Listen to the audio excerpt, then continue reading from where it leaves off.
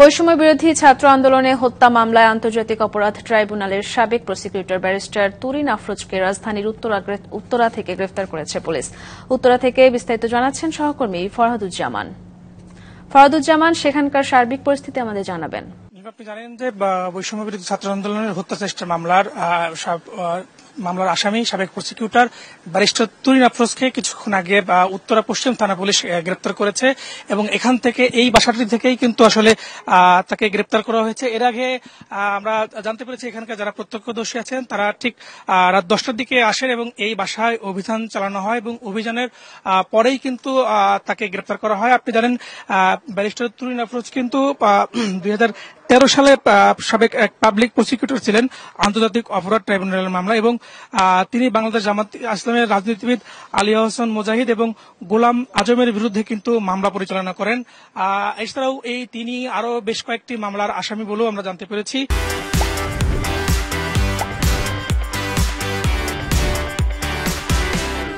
তবে এই বিষয়ে এখনো আইন শৃঙ্খলা বাহিনী বিশেষ করে উত্তরা পশ্চিম থানা পুলিশ কিন্তু কোনো ব্রিফিং করে নাই। তারা কিছুক্ষণ আগেই এখান থেকে নিয়ে গেছেন এবং এখানের স্থানীয় বেশ কিছু যারা ছিলেন তারাও কিন্তু এসেছিলেন, আমরা দেখেছি, এবং তাকে কিন্তু গ্রেপ্তার করেছে এবং তার বাসায় কিন্তু অভিযান চালানো হয়েছে। কিন্তু অভিযান আসলে কি কি পাওয়া গেছে এই বিষয়ে এখনো বিস্তারিত জানানো হয়নি। তবে এই উত্তরা পশ্চিম থানার ওসি কিন্তু আমাদের জানিয়েছেন আগামীকাল তাকে কোর্টে তোলা হবে।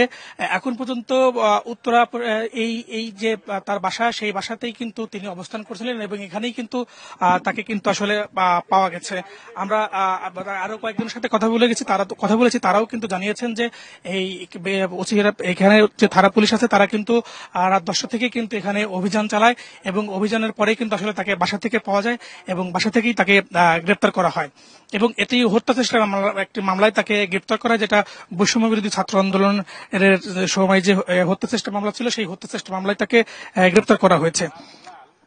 এবং আর একটা বিষয় আপনাদের জানিয়ে রাখি যে তুরিন আফরোজ কিন্তু 2018 সালে মানবতা বিরোধী অপরাধের মামলার সঙ্গে গোপন বৈঠকের অভিযোগের প্রেক্ষিতে কিন্তু 2019 সালের নভেম্বর মাসে আন্তর্জাতিক অপরাধ ট্রাইব্যুনাল থেকে তুরিন আফরোজকে কিন্তু অব্যাহতিও দেওয়া হয়। এই ছিল আমার কাছে সর্বশেষ তথ্য উত্তরা থেকে। ফরহাদুজ্জামান, ধন্যবাদ আপনাকে।